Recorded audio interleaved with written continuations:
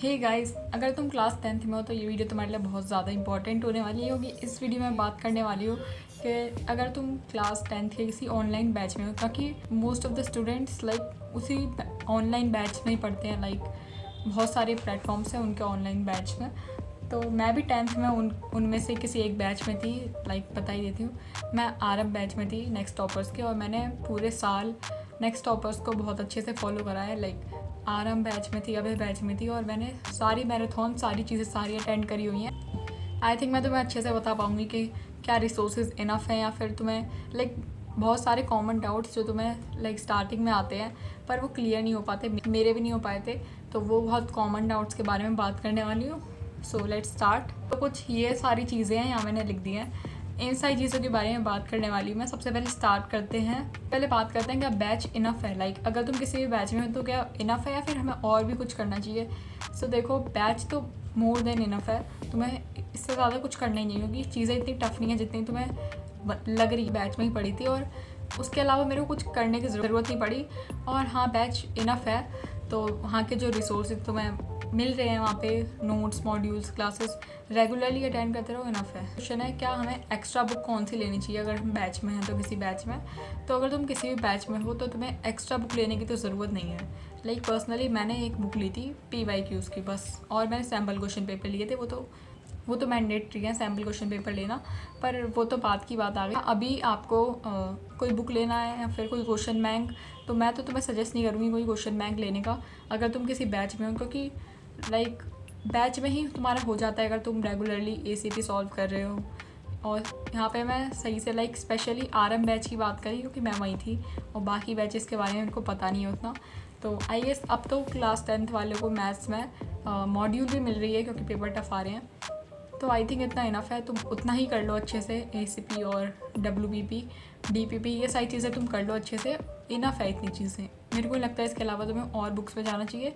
Personally मैंने एक PYQ की बुक ली थी 10 ईयर्स के, पर मैंने देखा कि जो SST की बात करते हैं, SST में most of the question class में ही मैच कर रहे थे जो PYQs की बुक में थे।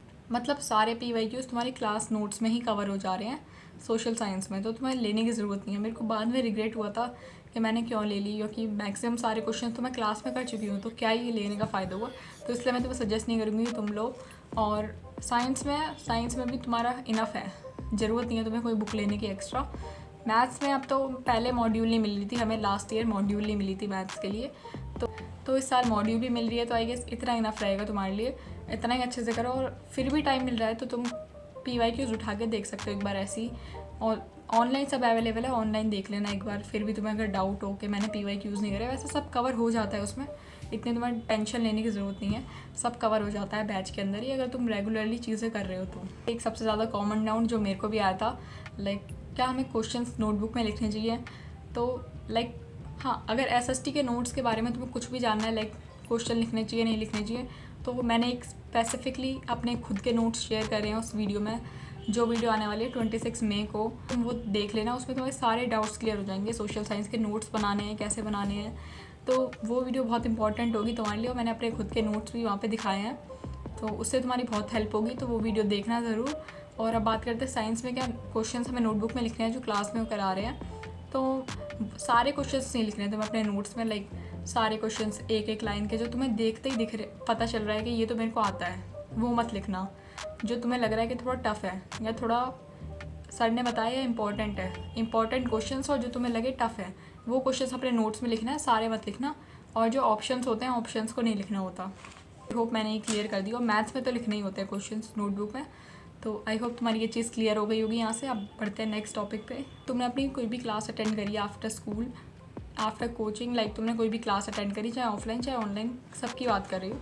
सो तुम्हें क्या करना होता है क्लास के बाद, सबसे पहले तो तुमने आज जो पढ़ा है उसको रिवाइज़ कर लो अच्छे से।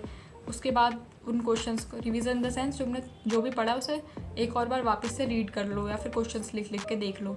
उसके बाद तुम्हें जो होमवर्क मिला है वो अटेम्प्ट करो।